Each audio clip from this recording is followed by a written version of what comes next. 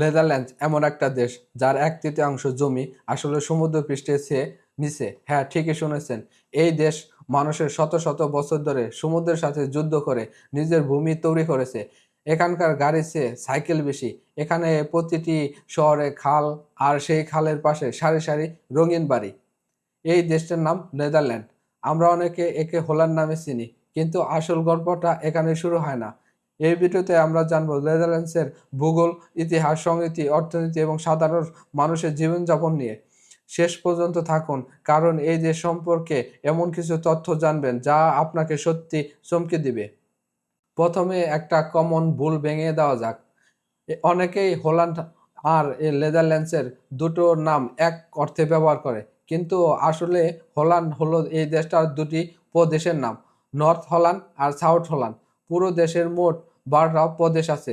ইতিহাসে হোল্যান্ড প্রদেশ এতটাই শক্তিশালী আর প্রভাবশালী ছিল যে ধীরে ধীরে বিদেশিরা পুরো দেশটাকে হোল্যান্ড বলে ডাকা শুরু করে।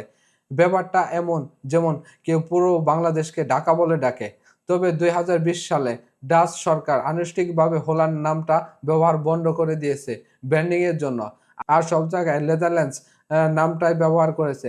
তাই এখন থেকে সঠিক নাম হলো নেদারল্যান্ডস, আর এখানকার মানুষদের বলা হয় ডাচ। নেদারল্যান্ডসের সবচেয়ে অবিশ্বাস্য দিকটা হলো এর ভূগোল। দেশটা আয়তন বাংলাদেশের প্রায় 3 গুণ ছোট, মাত্র 41,000 বর্গ কিলোমিটারের মতো।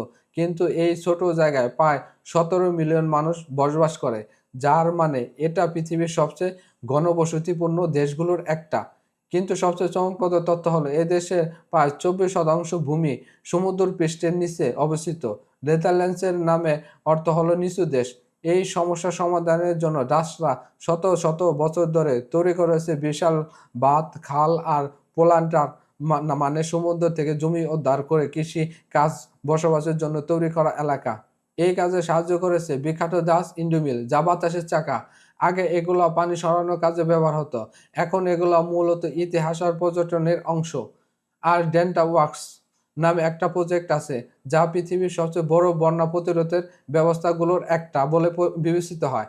বলা হয় ডাচরা পানির সাথে বাঁচার শিল্পটা এতটাই ভালোভাবে শিখে ফেলেছে যে এখন তারা এই টেকনোলজি বিশ্বের অন্য দেশগুলোকে শেখায়। যেমন বাংলাদেশে এই ধরনের কিছু প্রযুক্তি নিয়ে ডাচদের সাথে কাজ করে। নেদারল্যান্ডের ইতিহাস বোঝার জন্য আমাদের একটু পিছনে যেতে হবে। সপ্তদশ শতাব্দী বলা হয় ডাচদের স্বর্ণযুগ। এই সময় ডাচ ইস্ট ইন্ডিয়া কোম্পানি ছিল পৃথিবীর প্রথম বহু প্রজাতি কোম্পানিগুলোর একটা, যারা এশিয়া জুড়ে ব্যবসা চালাতো। আর এই সময় আমস্টারডাম হয়ে ওঠে বিশ্বের অন্যতম বড় বাণিজ্যিক কেন্দ্র। শিল্পকলা, বিজ্ঞান আর নৌপ্রযুক্তিতে এই সময় বিশাল অগ্রগতি হয়। রেমব্রান্ডের মতো বিশ্ববিখ্যাত চিত্রশিল্পী এই সময়ে এই অসাধারণ কাজগুলো তৈরি করে। তবে ঐতিহাসিক একটা কালো দিক আছে। এই সময় ডাচরা উপনিবেশ স্থাপন করে, আর মধ্যে ইন্দোনেশিয়া ছিল সবচেয়ে বড়। এই উপনিবেশিক শাসন আর দাসপ্রথায় জড়িত থাকা বিষয়টা এখন ডাচ সমাজে একটা গুরুত্বপূর্ণ আলোচনার বিষয়। দ্বিতীয় বিশ্বযুদ্ধে সময় নাৎসি জার্মানি নেদারল্যান্ডস দখল করে নেয়।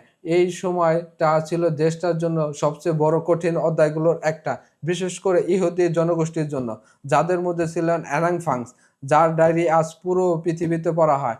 যুদ্ধের সময় দেশটা দ্রুত পুনর্গঠিত হয়ে আধুনিক এক গণতান্ত্রিক রাষ্ট্রের সাথে পরিণত হয়। আজকের নেদারল্যান্ড একটা সাংবিধানিক রাজতন্ত্র। রাষ্ট্রপ্রধান হিসাবে আছেন রাজা উইলিয়াম আলেকজান্ডার, আর সরকার প্রধান হিসাবে দায়িত্ব আছেন প্রধানমন্ত্রী রব ইউয়েটন, যিনি 2026 সালে ফেব্রুয়ারিতে দায়িত্ব নিয়েছিলেন এবং দেশটার সর্বকনিষ্ঠ প্রধানমন্ত্রী হিসাবে ইতিহাস তৈরি করে। এখন আসি এমন একটা বিষয়ে যেটা নেদারল্যান্ডসের পরিচয় অংশ হিসাবে গেছে, সাইকেল। এই দেশের মানুষের সংখ্যা চেয়ে বেশি সাইকেলের সংখ্যা আছে বলে জানা যায়। শহরে প্রতিটি রাস্তায় আলাদা সাইকেল লেন, আলাদা ট্রাফিক সিগন্যাল, এমনকি বড় বড় শহরে বহুতল সাইকেল পার্কিং গ্যারেজ পর্যন্ত আছে। ছোট বাচ্চা থেকে বয়স্ক মানুষ, অফিসের কর্মী থেকে বৃষ্টির দিনে ছাতা হাতে সাইকেল চালানো মানুষ, এটা এখানে স্বাভাবিক দৃশ্য। কেন এমন হলো? এর পেছনে আছে সমতল ভূমি, ঘনবসতিপূর্ণ শহর আর সরকারের দীর্ঘমেয়াদী পরিবেশ বান্ধব পরিকল্পনা। 70-এর দশকে বাড়তে থাকা সড়ক দুর্ঘটনার প্রতিক্রিয়ায় জনগণের আন্দোলনের ফলে সরকার সাইকেল বান্ধব অবকাঠামো তৈরি বিশাল বিনিয়োগ করে। আর সেই সিদ্ধান্ত ফলে আজকের এই সাইকেল সমিতি।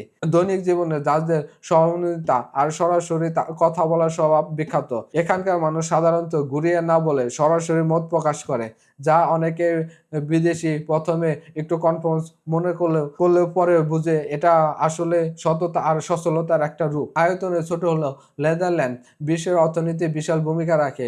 রটারডাম বন্দর ইউরোপের সবচেয়ে বড় সমুদ্র বন্দর, যেখান দিয়ে সারা ইউরোপে পণ্য সরবরাহ হয়।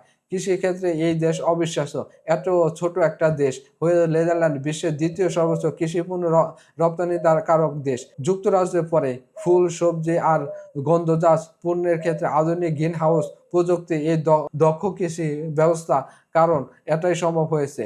শিক্ষাক্ষেত্রে নেদারল্যান্ড এগিয়ে। এখানকার বিশ্ববিদ্যালয়, বিশেষ করে ইংরেজি মাধ্যমে পড়াশোনা প্রোগ্রামগুলো বিশ্বজুড়ে শিক্ষার্থীর আকর্ষণ করে। আর প্রযুক্তি ক্ষেত্রে MLS এর মতো কোম্পানি, যারা সেমিকন্ডাক্টর তৈরি অন্তত জটিল যন্ত্রপাতি বানায়, বিশ্বের প্রযুক্তি শিল্পের জন্য অপরিহার্য হয়ে উঠেছে। শিল্পকলার জগতে নেদারল্যান্ডসের অবদান বিশাল। রেমব্রান্ডট, ভ্যান গঘ আর বেরেমিরামের মতো চিত্রশিল্পী এই মাটিতে জন্ম নিয়েছে বা কাজ করেছে। আমস্টারডামের রাইস মিউজিয়াম আর ভ্যান গঘের মিউজিয়াম প্রতি বছর লক্ষ লক্ষ পর্যটক টানে। সাংস্কৃতিকভাবে নেদারল্যান্ড তার সহনশীলতা ও উদারনৈতিক মূল্যবোধের জন্য পরিচিত। সহকামী বিবাহ আইনগতভাবে স্বীকৃত পাওয়া বিশ্বের প্রথম দেশগুলোর একটা এটাই। বিভিন্ন সামাজিক বিষয়ে খোলামেলা আলোচনার সংস্কৃতি এখানে দীর্ঘদিনের। আমস্টারডামের শহর ভেনিসের চেয়ে বেশি খাল আছে। ডাচরা গড়ে বিশ্বের সবচেয়ে উঁচু জাতিগোষ্ঠীর মধ্যে একটা। পুরুষদের গড় উচ্চতা বিশ্বের সর্বোচ্চের মধ্যে একটা বলে বিভিন্ন গবেষণায় দেখা যায়। এখানকার মানুষ ইংরাজি এত ভালোভাবে কথা বলে যে অ-ইংরাজি মাতৃভাষিক দেশগুলোর মধ্যে নেদারল্যান্ড পায়ে শীর্ষে রাখা হয়। আর একটা মজার বিষয়, এখানকার আবহাওয়া বেশ পরিবর্তনশীল। একদিনে রোদ, বৃষ্টি, বাতাস সবই দেখতে পারেন। তাই তাই স্থানীয় কাছে একটা কথা প্রচলিত, খারাপ আবহাওয়া নেই, আছে ভুল পোশাক পরা। নেদারল্যান্ড এমন একটা দেশ যারা সমুদ্রের বিরুদ্ধে লড়াই করে নিজেদের ভূমি তৈরি করেছে, সাইকেল জীবনের অংশ বানিয়ে ফেলেছে, আর ছোট আয়তন নিয়ে বিশ্বের অর্থনৈতিক আর শিল্পকলায় বিশাল ছাপ রেখেছে। আপনি কি নেদারল্যান্ড ঘুরে দেখার ইচ্ছা আছে? নিচে কমেন্ট করে জানান। ভিডিওটি ভালো লাগলে লাইক দিন এবং আর এমন আরো দেশ নিয়ে ভিডিও দেখতে চ্যানেলটা সাবস্ক্রাইব করে রাখুন। দেখা হবে পরের ভিডিওতে।